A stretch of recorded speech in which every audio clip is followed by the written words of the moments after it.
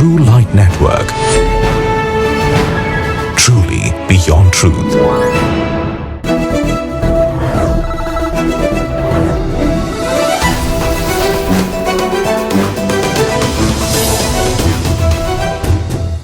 True light கிறிஸ்தவ செய்திகளின் இந்த வார செய்தி தொகுப்புகளுக்கு உங்கள் அனைவரையும் அன்போடு வாழ்த்தி வரவேற்கிறோம்.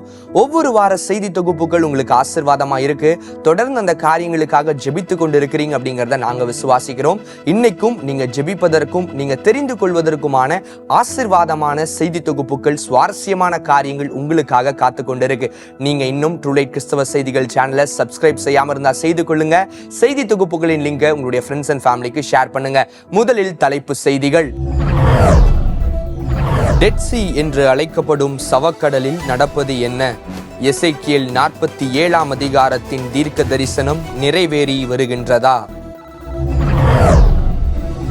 அமெரிக்காவின் மேற்கு வர்ஜீனியாவில் நடந்த மாபெரும் திருமுழுக்கு வைபவம். 2730 பேர் இயேசு கிறிஸ்துவை அறிக்கை செய்தனர். டோனாவூர் எமி கார்மைக்கேல் பெண் நற்செய்தியாளர் பற்றிய சிறப்பு தொகுப்பு.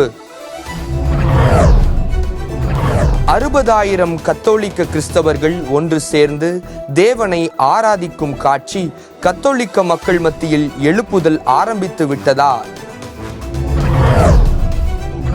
ஜோர்டனில் கிறிஸ்தவர்கள் நடுவே ஆவிக்குரிய வளர்ச்சி அதிகமாகிறது.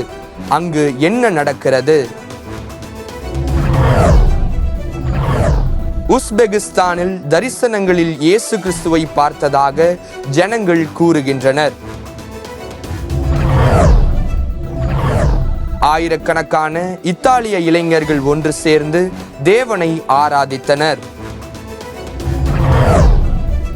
மொசாம்பிக்கில் கிறிஸ்தவர்களின் வீடுகள், சபைகள் எரிக்கப்படுகிறது. என்ன காரணம்? வெற்றிகரமாக 300வது கம்ஃபர்டர் லைவ் புரோகிராம். வேத விளையாட்டுகள் மூலம் வேதத்தின் அழகான கருத்துக்களை போதித்து வரும் ஜெருவா யூடியூப் சேனல். நாமும் சேர்ந்து விளையாடலாம். இனி விரிவான செய்திகள். டெட் சீ என்று அழைக்கப்படுகிற சவக்கடல்ல என்ன நடந்து கொண்டிருக்கு? எசேக்கியேல் 47 அதிகாரத்துல சொல்லப்பட்ட தீர்க்க தரிசனங்கள் நிறைவேறி கொண்டு வருதா அப்படிங்கிறத வாங்க பார்க்கலாம். சவக்கடல் என்பது ஆதியாகமம் 13 முதல் 19 அதிகாரங்கள் வரை வேதாகமத்தில் குறிப்பிடப்பட்டுள்ள செழிப்பு நிறைந்த இடமாக இருந்தது என்பதை நாம் வாசிக்கலாம். ஏதேன் தோட்டத்தை போல இருந்தது என்று ஆதியாகமம் 13:10 எழுதப்பட்டுள்ளது. ஆபிரகாமின் சொந்தக்காரரான லோத்தும் அவன் குடும்பமும் வாழ்ந்த கண்ணை கவரும் வளமிக்க இடம்தான் சோதோம் மற்றும் கொமோரா பட்டணங்கள். அங்கு வாழ்ந்த ஜனங்கள் கர்த்தருக்கு விரோதமாக அருவருப்பான பாவங்களை செய்தபோது கர்த்தர் லோத்தின் குடும்பத்தை மட்டும் காப்பாற்றி அவ்விரு பட்டணங்களையும் வானத்திலிருந்து கந்தகத்தையும் அக்கினியையும் வரப்பண்ணி அழித்து போட்டார் என்பதை ஆதியாகமம் 19:24 வாசிக்கின்றோம். அது முதல் இப்பகுதி முழுவதும் மனிதர்கள், கால்நடைகள் மற்றும் தண்ணீரில் வாழும் மீன்கள் வாழ தகுதியற்ற இடமாய் மாறிவிட்டது. சவக்கடலில் உள்ள தண்ணீர் 34% உப்பு தன்மை கொண்டதாகும்.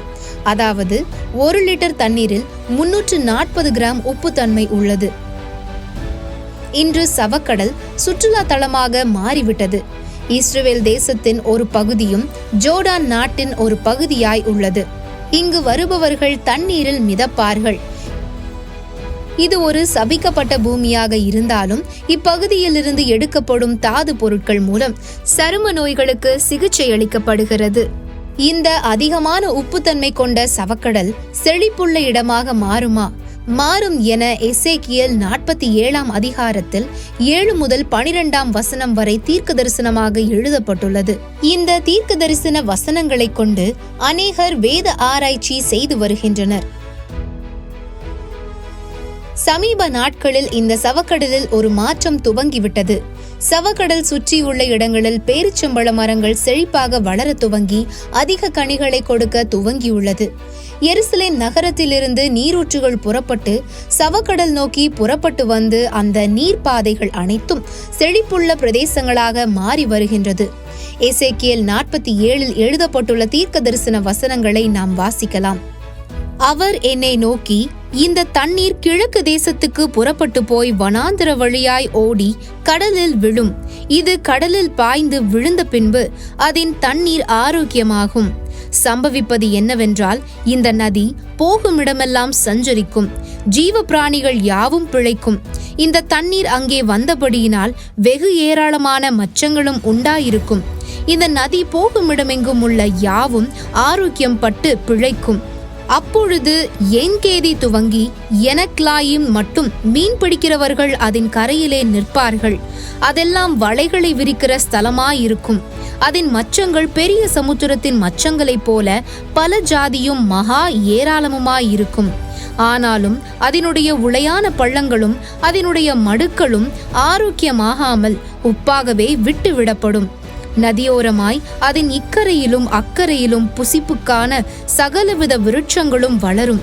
அவைகளின் இலைகள் உதிர்வதுமில்லை, அவைகளின் கனிகள் கெடுவதுமில்லை. அவைகளுக்கு பாயும் தண்ணீர் பரிசுத்த ஸ்தலத்திலிருந்து பாய்கிறபடியினால் மாதந்தோறும் புது கனிகளை கொடுத்து கொண்டே இருக்கும். அவைகளின் கனிகள் புசிப்புக்கும் அவைகளின் இலைகள் அவிழ்த்தத்துக்குமானவைகள். இவ்வசனங்களில் கூறியுள்ளபடி சவக்கடலின் தண்ணீர் ஆரோக்கியமாகும், ஜீவ பிராணிகள் யாவும் பிழைக்கும், வெகு ஏராளமான மச்சங்கள் உண்டாயிருக்கும் என்றபடி சவக்கடலில் மீன்கள் வளர ஆரம்பித்து விட்டது. அதன் காணொளி உங்கள் பார்வைக்கு. There are huge groups of fish, a large amount of fish, small swimming, and it's important, the Bible says it's important to have at least 2 witnesses. So I want to know, guys, did you see the fish or not? Yes.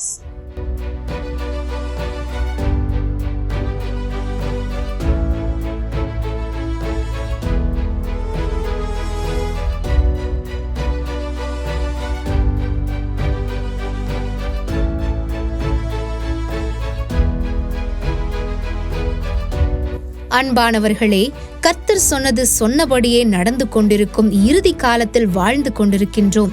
எந்த உயிரினமும் வாழ தகுதியற்ற சவக்கடலில் மீன்கள் வாழ கர்த்தர் வழி உண்டாக்க முடியுமானால், செத்து கொண்டிருக்கும் உங்கள் ஆத்துமாவையும் உயிர்ப்பிக்க இயேசுவால் மட்டுமே ஆகும். இது எந்த AI தொழில்நுட்பத்தாலும் சாதிக்க முடியாது. அமெரிக்காவின் மேற்கு வெர்ஜீனியால ஒரு மாபெரும் ஆவிக்குரிய மாற்றம் நடந்து கொண்டு வருது. 2000த்திற்கும் அதிகமான ஜனங்கள் கிறிஸ்துவ தன் சொந்த ரட்சகராய் ஏற்றுக்கொண்டு இயேசு கிறிஸ்துவின் நாமத்தை அறிக்கை செய்திருக்கிறாங்க. அங்க என்ன காரியம் நடந்திருக்கு அப்படிங்கறத இந்த செய்தி தொகுப்பா வாங்க பார்க்கலாம்.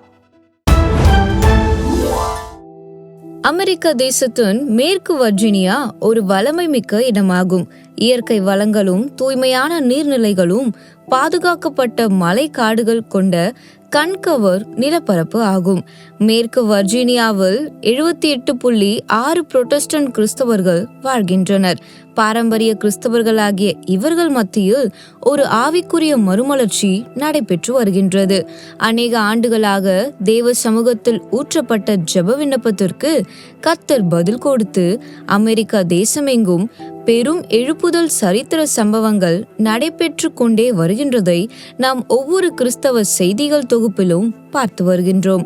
சமீபத்தில் மேற்கு வர்ஜீனியாவில் நடைபெற்ற எழுப்புதல் கூட்டத்தில் சுமார் 5000 அமெரிக்கர்கள் கலந்து கொண்டார்கள். இந்த எழுப்புதலின் கூட்டத்தின் விளைவாக 2730 பேர் தங்கள் ஆவிக்குரிய வாழ்வை புதுப்பித்து ரட்சிக்கப்பட்டு மூழ்கி ஞானஸ்தானம் எடுத்தார்கள். காலை முதல் இரவு வரை தொடர்ச்சியாக நடைபெற்ற இந்த திருமுழுக்கு வைபவம் 2 நாட்களுக்கு நடைபெற்றது. 2730 பேர் ஞானஸ்தானம் எடுத்து இயேசு கிறிஸ்துவை தங்கள் சொந்த இரட்சகராக ஏற்றுக்கொண்டனர். நாம் அடிக்கடி சொல்லி வருவது போல் அமெரிக்க தேசம் முழுவதும் தேவனை அறிகிற அறிவினால் நிரம்பும்.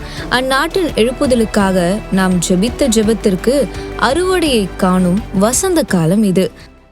America belongs to Jesus.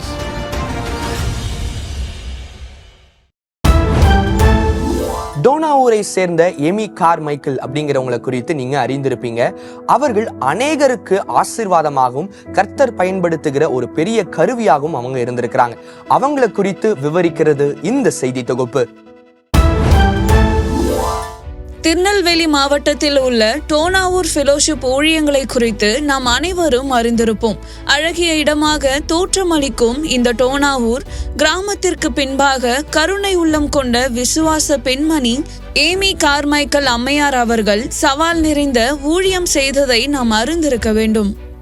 Amy Carmichael 1867 ஆண்டு நார்த்தன் அயர்லாந்தில் பிறந்தார். இவர் பெற்றோர்கள் டேவிட் மற்றும் கேட்ரின் கார்மைக்கல் இயேசு கிறிஸ்துவின் ஊழியர்கள் என்பதினால் சிறு வயதிலேயே இயேசு கிறிஸ்துவுடன் ஆழமான ஐக்கியத்தை ஏமி கார்மைக்கல் வைத்திருந்தார்கள். அவருடைய இளம் வாலிப வயதிலேயே இயேசு கிறிஸ்துவுக்கு தன்னை முழுமையாக அர்ப்பணித்தார். 1892 ஆண்டு சீனாவிற்கு மிஷனரியாக சென்றார். அவர் உடல்நிலை சரியில்லாத காரணத்தினால் மறுபடியும் தனது தாய் நாட்டிற்கு திரும்பி வந்தார். 1893 ஆண்டு மீண்டும் ஜப்பானில் ஊழியம் செய்தார். 15 மாதங்களுக்கு பிறகு உடல்நிலை சரியில்லாததால் மீண்டும் தனது தாய் நாட்டிற்கு திரும்பினார். 1895 ஆண்டு Church of England Zenana Missionary Society என்கிற இயக்கத்தின் மூலமாக இந்தியாவிற்கு மிஷனரியாக வந்தார். திருநெல்வேலி மாவட்டத்தில் உள்ள டோனாவூர் உள்ளார்ந்த கிராம பகுதிகளில் ஊழியம் செய்ய தொடங்கினார். அங்கு சிறு குழந்தைகளை கோயில்களில் விபச்சாரத்திற்காக பயன்படுத்துவதைக் கண்டு குரல் எழுப்பினார். சிறு குழந்தைகள் படும் கஷ்டங்களையும் சமுதாயத்தினால் புறக்கணிக்கப்படும் அவல வாழ்க்கையை நினைத்து டோனாவூர் ஃபெலோஷிப்பை 1901 ஆண்டு தொடங்கினார். அவரை அநேக சிறு குழந்தைகள் அம்மா என்று அழைப்பார்கள். அங்கு சிறந்ததோர் ஆங்கில பள்ளி நடத்தி பொதுமக்களுக்கு அனைவருக்கும் மருத்துவ வசதிகளும் செய்து கொடுத்தார். இன்றும் டோனாவூர் சந்தோஷ் வித்தாலயாவில் ஏராளமான மிஷனரி பிள்ளைகள் சிறந்த கல்வியை பயில்கின்றனர்.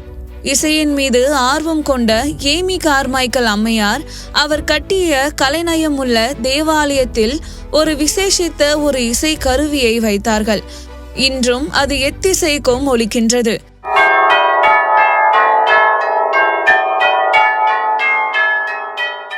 அவர் கிட்டத்தட்ட 35 புத்தகங்கள் மேல் எழுதியிருக்கிறார்கள் என்பது குறிப்பிடத்தக்கது. 1951 ஆண்டு டோனாவூரில் மரித்தார். அவரது கல்லறை இன்றும் அவ்விடத்தில் உள்ளது. 60,000 கத்தோலிக்க கிறிஸ்தவர்கள் ஒன்று திரண்டு ஆண்டவரை ஆராதித்திருக்கிறாங்க. ஜோர்டன்ல ஒரு மிகப்பெரிய ஆவிக்குரிய மாற்றங்கள் நடந்து கொண்டு வருது. உஸ்பெகிஸ்தான்ல இயேசு கிறிஸ்து மக்களுக்கு தன்னை வெளிப்படுத்தி அநேக காரியங்களை அவர்கள் மத்தியில செய்து கொண்டு வராரு. இவைகளை குறித்ததான செய்தி தொகுப்புகளை ஒரு இடைவேளைக்கு பிறகு பார்க்கலாம். இணைந்திருங்க ட்ரூ லைட் கிறிஸ்தவ செய்திகளுடன். ஹலோ பேரண்ட்ஸ், இந்த நாய்ஸியான வேர்ல்ட்ல உங்க கிட்ஸ்க்கான ஒரு சேஃபான கிறிஸ்டியன் ஸ்பேஸை தேடுறீங்களா? We present you the Art kids.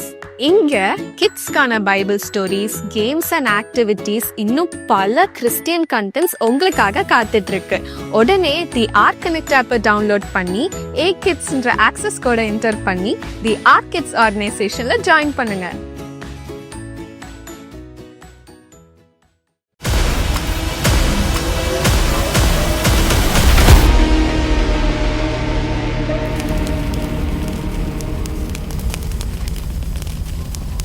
எனக்கு தொழில ஒரு எதிரி முளைச்சிருக்கான். முளைச்சத புடுங்கிறான். கத்தி பேசினா உங்களுக்குலாம் அறிவு வராதுடா. கத்திய வீசினாதான் அறிவு வரும்.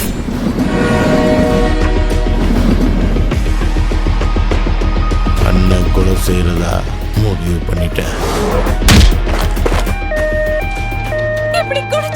குரல் கேட்டு அநியாயமா செத்து கிடக்குறீங்களே. என் புருஷன் செத்து போயிட்டாரே.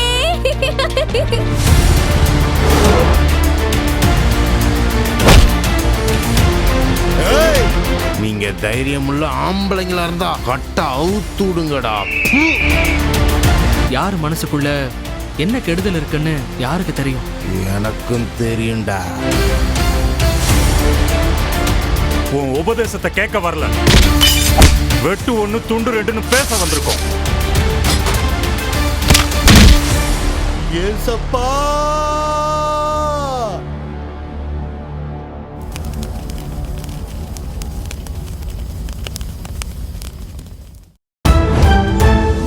மீண்டுமாக ட்ரூலைட் கிறிஸ்தவ செய்திகளின் செய்தி தொகுப்புகளுக்கு உங்கள் அனைவரையும் அன்போடு வாழ்த்தி வரவேற்கிறோம்.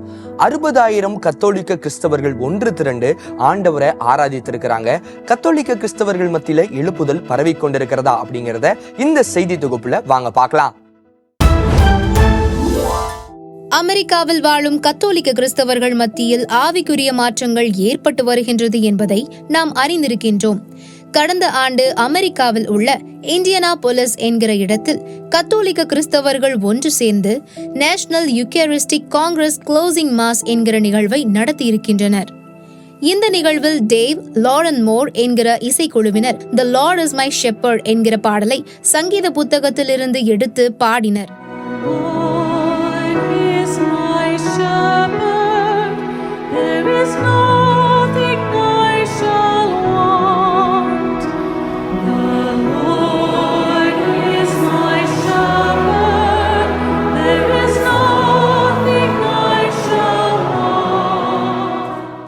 லூகாஸ் ஆயில் ஸ்டேடியத்தில் நடந்த இந்த ஆராதனை நிகழ்ச்சியில் அமெரிக்காவில் உள்ள கத்தோலிக்க பாதிரியார்கள் மற்றும் கிட்டத்தட்ட 60,000 பேர் கலந்து கொண்டு தேவனை ஆராதித்தனர்.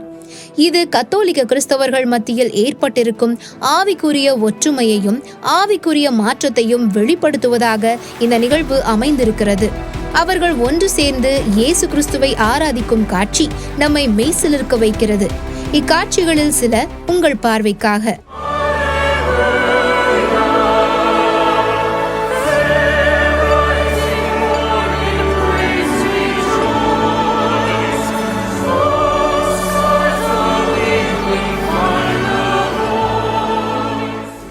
அமெரிக்காவில் வாழும் கத்தோலிக்க மக்கள் மத்தியில் ஆவிக்குரிய மாற்றம் நடைபெற்று வருவதற்கும் நாம் தேவனுக்கு நன்றியை தெரிவிப்போம். ஜோர்டான்ல ஆண்டவர் ஆவிக்குரிய மாற்றங்களை அநேகமா செய்து கொண்டு வருகிறாங்க. அங்க இருக்கிற ஜனங்கள் மத்தியில ஒரு மாபெரும் ஆவிக்குரிய மறுமலர்ச்சி உண்டாயிருக்கு. அங்க நடக்கிற காரியங்களின் செய்தி தொகுப்பு உங்களுக்காக. ஜோர்டான் தேசத்தில் இப்பொழுது ஆவிக்குரிய மாற்றங்கள் மக்கள் மத்தியில் அதிகமாக தென்படுவதாக அநேக அறிக்கைகள் கூறுகிறது. 3-4% கிறிஸ்தவர்களை கொண்ட ஜோர்டான் தேசத்தில் கிறிஸ்தவம் சிறுபான்மையாக கருதப்பட்டாலும் ஜோர்டான் தேசத்தில் இயேசு கிறிஸ்துவை அநேகர் அறிந்து வருகின்றார்கள் என்பதுதான் உண்மை. ஜோர்டான் கிறிஸ்தவர்கள் தங்கள் ஆவிக்குரிய வாழ்க்கையை புதுப்பித்துக் கொண்டு வருகின்றனர். ஜோர்டான் நாட்டை சுற்றி அநேக தாக்குதல்களும் அச்சுறுத்தும் காரியங்களும் நடந்தாலும் விசுவாசிகளுடைய எண்ணிக்கை அதிகரித்து கொண்டேதான் இருக்கிறது. வேத சரித்திரத்தில் ஜோர்டான் முக்கியமான ஒரு பங்கை பெற்றிருக்கிறது. அதனால் வெளிதேசத்து பயணிகள் ஜோர்டான் நதிக்கரையில் வந்து ஞானஸ்தானம் எடுப்பதை வழக்கமாக கொண்டிருக்கின்றனர். சமீபத்தில் வந்த அறிக்கைகளின்படி இதுவரை 10,000க்கும் மேற்பட்ட சுற்றுலா பயணிகள் ஜோர்டான் நதியில் வந்து ஞானஸ்தானம் பெறுவதை நாம் அறிவோம். ஜோர்டான் தேசத்தில் கிறிஸ்தவர்களுக்கு விரோதமாக நடக்கும் அழுத்தங்களும் இருந்து வருகிறது. அரசாங்கத்தின் மூலமாகவும் சமூகத்தின் மூலமாகவும் கிறிஸ்தவர்கள் அழுத்தத்தை சந்தித்து வருகின்றனர். குறிப்பாக எல்லை பகுதிகளில் வாழும் சிறு கூட்ட கிறிஸ்தவர்கள் எல்லை பகுதிகளில் உள்ள பிற சமூகத்தினர்களால் பாதிக்கப்படுகின்றனர். இக்கட்டான சூழ்நிலையிலும் கிறிஸ்தவர்கள் தங்கள் விசுவாசத்தை வெளிப்படுத்தி வருகின்றனர். வெகு சீக்கிரத்தில் இந்த சூழ்நிலையும் மாறி ஜோர்டான் கிறிஸ்தவர்களுக்கு தேவன் பாதுகாப்பை அளிக்க வேண்டும் என்று ஜெபித்துக் கொள்வோம். உஸ்பெகிஸ்தான் ஒரு கிறிஸ்தவ நாடு அல்ல அப்படிங்கிற இந்நிலையில அங்க இருக்கிற ஜனங்களுக்கு தரிசனங்கள்ல இயேசு கிறிஸ்து தன்னை வெளிப்படுத்தி தான் மெய்யான தேவன் அப்படிங்கிறத காண்பித்து கொண்டு வரார். அது மாத்திரம் இல்லாம அங்க இருக்கிற விசுவாசிகளுடைய எண்ணிக்கை அங்கு பெருகி கொண்டிருக்கு. அங்கு நடக்கிற காரியங்களின் செய்தி தொகுப்பு வாங்க பார்க்கலாம். உஸ்பெகிஸ்தான் கிறிஸ்துவர்களுக்கு ஆபத்தான இடங்களில் இதுவும் ஒன்றாகும். இங்கு ஒரு குறிப்பிட்ட மதத்தினரே பெரும்பாலும் வசிக்கின்றனர். இங்கு கிறிஸ்துவர்களின் சதவீதம் வெறும் 0.3% ஆகும். இப்பொழுது சமீபத்தில் வந்த தகவல்களின்படி புகாரா என்கிற பகுதிகளிலும் மற்றும் அநேக பகுதிகளில் ரகசிய சபைகள் தோன்றி அநேக பொதுமக்கள் வீடுகளிலும் ஆங்காங்கே சிறு சிறு இடங்களிலும் கூடி இயேசு கிறிஸ்துவை ஆராதித்து பிற ஜனங்களுக்கு சுவிசேஷத்தை அறிவித்து வருகின்றனர். அநேக பிற மதத்தினரிடத்தில் சுவிசேஷத்தை குறித்த ஆர்வம் அதிகரித்து இருக்கின்றது. உஸ்பெகிஸ்தானில் அநேக ஜனங்கள் கனவுகளில் இயேசு கிறிஸ்துவை பார்ப்பதாகவும் அவருடைய ஆணி அடிக்கப்பட்ட கரங்களை பார்ப்பதாகவும் கூறுகின்றனர். அநேக வாலிபர்கள் தரிசனங்களை பார்ப்பதாகவும் கூறுகின்றனர். பிற மதத்திலிருந்து 500க்கும் மேற்பட்ட இளைஞர்கள் இயேசு கிறிஸ்துவை தங்கள் சொந்த இரட்சகராக ஏற்றுக்கொண்டிருக்கின்றனர். ஆனாலும் தேவனுடைய பெரிதான கிருபையினால் உஸ்பெகிஸ்தானில் சபைகள் நிறுவுவதற்கும் கிறிஸ்துவ கூட்டங்கள் நடத்துவதற்கும் தேவனை ஆராதிப்பதற்கும் அரசாங்கம் அனுமதி வழங்கி வருகின்றது. உஸ்பெகிஸ்தான் தேசத்திற்காக தீவிரமாய் ஜெபிப்போம். ஆயிரக்கணக்கான இளைஞர்கள் கூடி ஆண்டவரை ஆராதித்திருக்கிறாங்க. மொசாம்பிக்ல கிறிஸ்தவர்களுடைய வீடுகள், சபைகள் எரிக்கப்பட்டு கொண்டிருக்கு. வெற்றிகரமாக நடைபெற்ற கம்ஃபர்டர் லைவ் ப்ரோக்ராமினுடைய 300வது எபிசோட். அது மாத்திரம் இல்லாம விளையாட்டுகள், அதுவும் வேத விளையாட்டுகள் மூலமாக வேதத்தை ஆழமாக சொல்லி தருகிற ஒரு யூடியூப் சேனல். இவைகளை குறித்ததான செய்திகளை ஒரு இடைவேளைக்கு பிறகு பார்க்கலாம். இணைந்திருங்க ட்ரூ லைட் கிறிஸ்தவ செய்திகளுடன்.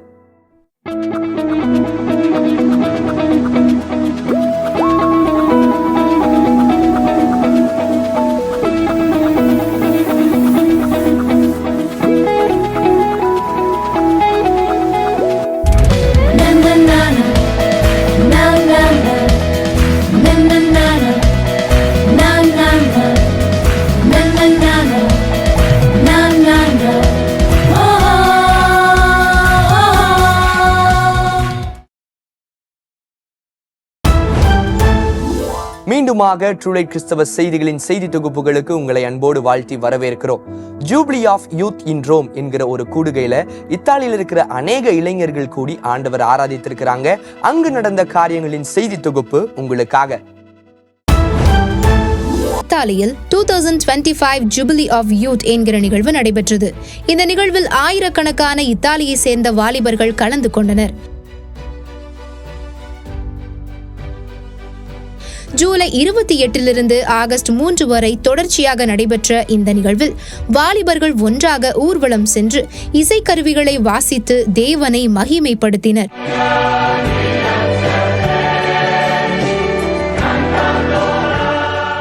ரோம நகரத்தில் 80% மக்கள் கிறிஸ்தவர்களாக கருதப்பட்டாலும் கத்தோலிக்க கிறிஸ்தவ மதத்தை சார்ந்தவர்கள். ஆனால் ஒரு கணக்கெடுப்பின்படி அநேக மக்கள் கத்தோலிக்க கிறிஸ்தவர்களாக இருந்தாலும் வழிபாட்டின் மேல் நம்பிக்கை இல்லாதவர்களாகவும் விசுவாசத்தின் மேல் நம்பிக்கையுடையவர்களாகவும் இருப்பதாக கூறுகின்றனர். மற்றும் வாலிபர்கள் மத்தியில் ஒரு ஆவிக்குரிய மாற்றம் ஏற்பட்டு கொண்டிருக்கிறது என்றும் கூறுகின்றனர். அதற்கு 2025 ஜூபிலி ஆஃப் யூத் இந்த நிகழ்வு ஒரு உதாரணமாக அமைகிறது. இந்த ரோம நகரத்தில்தான் அப்போஸ்தலர் பேதுருவின் கல்லறை மீது கட்டப்பட்ட உலகத்தின் மிகப்பெரிய செயின்ட் பீட்டர்ஸ் பெசிலிகா சபை உள்ளது. அப்போஸ்தலர் பவுலும் பேதுருவும் இரத்த சாட்சியாக மரித்த இந்த மண்ணில் வெகு சீக்கிரத்தில் மிகப்பெரிய எழுப்புதலை நாம் காணப்போவதற்காக தேவனுக்கு நன்றி சொல்வோம். கிறிஸ்தவர்களுக்கு விரோதமான வன்முறை சம்பவங்கள் உலக அளவுல பெருகி கொண்டிருக்கு அப்படிங்கிற செய்திகளை சில செய்தி தொகுப்புகள் நம்ம கேட்டுக்கொண்டு வரோம். மொசாம்பிக்ல இருக்கிற கிறிஸ்தவர்களுடைய வீடுகள், சபைகள் எரிக்கப்படுகிறது அப்படிங்கிற ஒரு செய்தி வெளியாயிருக்கு. அதை குறித்ததான ஒரு செய்தி தொகுப்பு உங்களுக்காக. தென் ஆப்பிரிக்காவில் உள்ள மொசாம்பிக் என்கிற தேசத்தில் கிறிஸ்தவர்களுக்கு விரோதமான வன்முறை அதிகமாக நடந்து வருகிறது. குறிப்பாக கேபோ டெல்காடோ என்கிற இடத்தில் அதிக கிறிஸ்தவர்கள் தாக்கப்படுகின்றனர். சபைகள் தாக்கப்படுகின்றது, வீடுகள் எரிக்கப்படுகின்றனர். சில கிறிஸ்தவர்கள் கடத்தப்பட்டு சித்திரவதை செய்யப்படுகின்றனர். ஏப்ரல் 16 கோல் மற்றும் பூரா என்கிற கிராம பகுதிகளில் 2 சபைகளை சேதப்படுத்தி 95 வீடுகளை அடித்து நொறுக்கியதாக தகவல்கள் வெளியாகியுள்ளது. ஜூலையிலிருந்து ஆகஸ்ட் மாதங்களுக்குள்ளாக முவான் குவினா என்கிற இடத்தில் 43 வீடுகள் சேதமாக்கப்பட்டிருக்கிறது. 2 திருச்சபைகள் சேதமாக்கப்பட்டு இருக்கிறது. கிறிஸ்தவர்கள் ஆயிரக்கணக்கானவர் இடம்பெயர்ந்து வேறு இடத்திற்கு தப்பிச் சென்று விட்டனர். ஆகஸ்ட் 1 15 கிறிஸ்தவர்கள் மொசாம்பிக்கில் கொல்லப்பட்டதாக தகவல்கள் வெளியாகியுள்ளது. அது மட்டுமன்றி ஜனவரி 2024 ஆண்டு முதல் மொசாம்பிக்கில் 200க்கும் மேற்பட்ட வீடுகளும் அங்கு நிறுவப்பட்டுள்ள தேவாலயங்களும் நொறுக்கப்பட்டதாக கூறப்படுகின்றனர். நடத்தப்பட்டு கொண்டிருக்கும் இந்த வன்முறை சம்பவங்களால் 95,000த்திற்கும் மேற்பட்ட கிறிஸ்தவர்கள் புலம்பெயர்ந்து இருக்கிறார்கள் என்று கூறப்படுகிறது. கடந்த நாட்கள்ல அநேகருக்கு ஆசிர்வாதமாக அமைந்து கொண்டிருக்கிற கம்ஃபர்டர் லைவ் ப்ரோக்ராம் 300வது எபிசோடை எட்டியிருக்கு. இது அநேகருக்கு ஆசிர்வாதமா இருக்கு. அநேகருடைய சாட்சிகளை வெளியே கொண்டு வரத்தக்கதா இந்த ஒரு நிகழ்ச்சி அமைந்திருக்கு. இதை குறித்ததான ஒரு செய்தி தொகுப்பு வாங்க பார்க்கலாம். ஆகஸ்ட் 22ஆம் தேதி இயேசு விடுவிக்கிறார் ஊழியங்களின் ஒரு ஊடக ஊழியமான கம்ஃபர்டர் ரேடியோ மற்றும் கம்ஃபர்டர் டிஜிட்டல் சேனலில் ஒளிபரப்பாகிற கம்ஃபர்டர் லைவ் ப்ரோக்ராம் வெற்றிகரமாக 300வது எபிசோடை தொட்டது. இந்த நிகழ்ச்சியானது நேர்த்தியான தொகுப்பாளர்கள் மூலமாக நவீன தொழில்நுட்பத்துடன் கிறிஸ்தவ விசுவாசிகளுக்கும் கிறிஸ்தவர் அல்லாத ஜனங்களுக்கும் பிரோஜனமாகவும் ஆசிர்வாதமாகவும் அமைந்து வருகின்றது. இந்த 300வது எபிசோட் நேரலையில் சிறப்பு விருந்தினராக கலந்து கொண்ட போதகர் ஜெர்சன் எடின்பரோ இயேசு கிறிஸ்துவின் ரட்சிப்பை குறித்தும் நியாய தீர்ப்பை குறித்தும் மிக அழகாக விவரித்து கூறிய காட்சி உங்கள் பார்வைக்கு. Christianity. Okay, now this is what is Christianity is all about.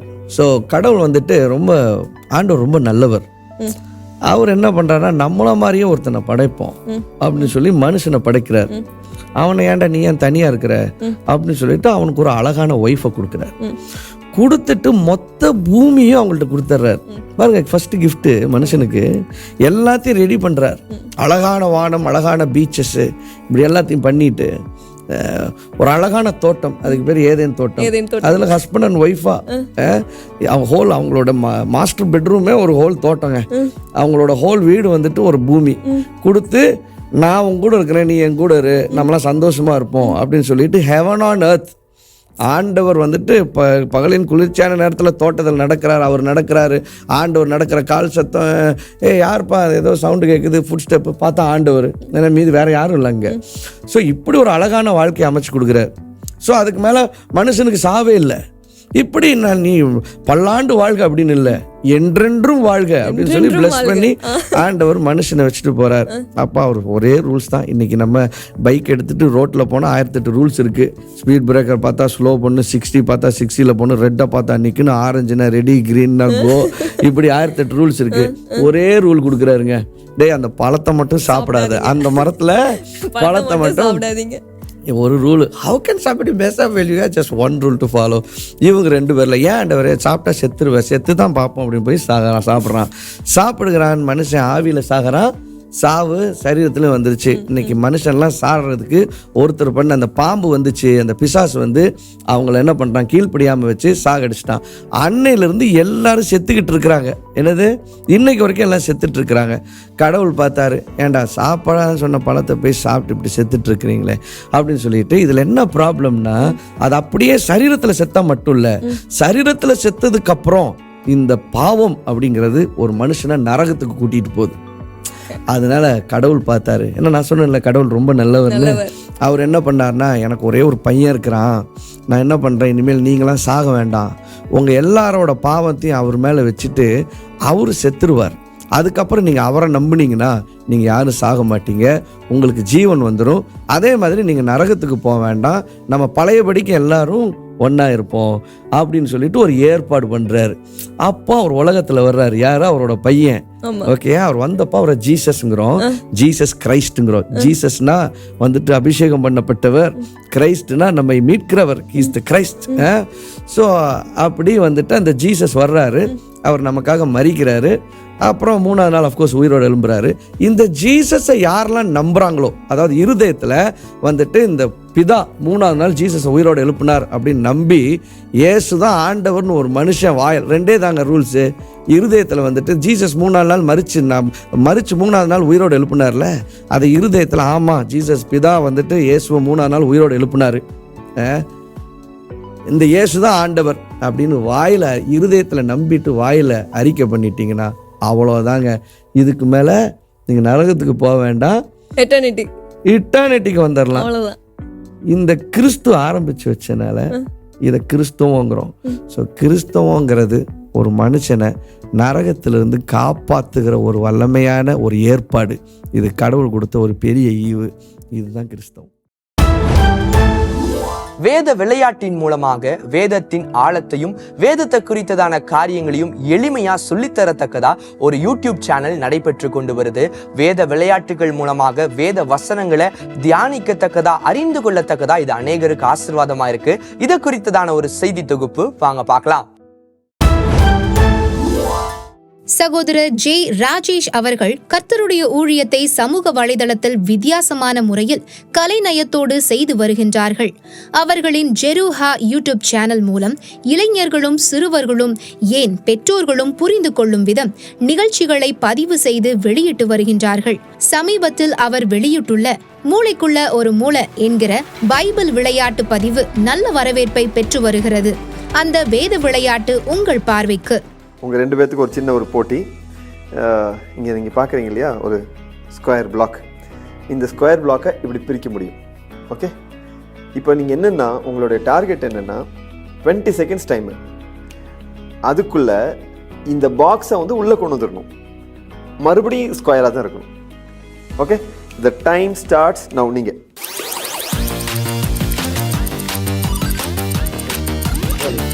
ஸ்கொயராக வரணும். 14, 16, 17 and 20. Finished. ஓகே, நீங்கள் இவ்வளோ நேரம் பார்த்தீங்களா? இது பார்த்தீங்களா? சரி, இருந்தாலும் பார்ப்போம். நான் வந்து பழைய மாதிரி வச்சு கொடுத்துறேன். Reset. Time starts now.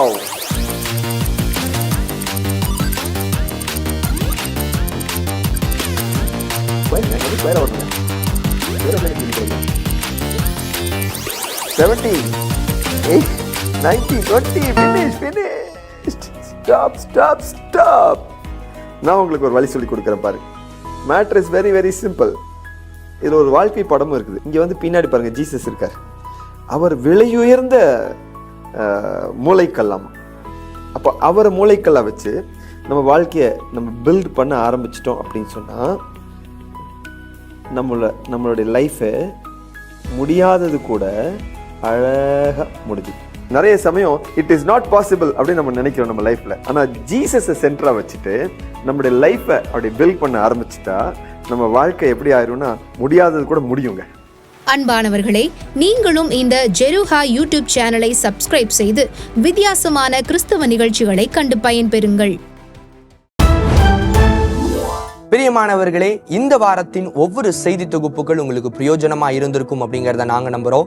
சொல்லப்பட்ட ஒவ்வொரு செய்திகளுக்காகவும் தொடர்ந்து நீங்க ஜெபித்துக் கொள்ள மறவாதிருங்க. நம்ம செய்தி தொகுப்புகளின் லிங்கை உங்களுடைய ஃப்ரெண்ட்ஸ் அண்ட் ஃபேமிலிக்கு ஷேர் பண்ணுங்க. ட்ரூ லைட் கிறிஸ்தவ செய்திகள் சேனலை சப்ஸ்கிரைப் பண்ணுங்க. அடுத்த வாரமும் உலகெங்கும் நடக்கிற கிறிஸ்தவ செய்திகளோடு உங்களை நாங்க வந்து சந்திக்கிறோம்.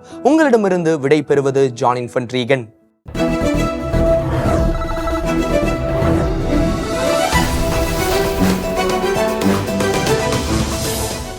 Subscribe to True Light Christian TV and click the bell icon to receive notifications about our new programs and updates.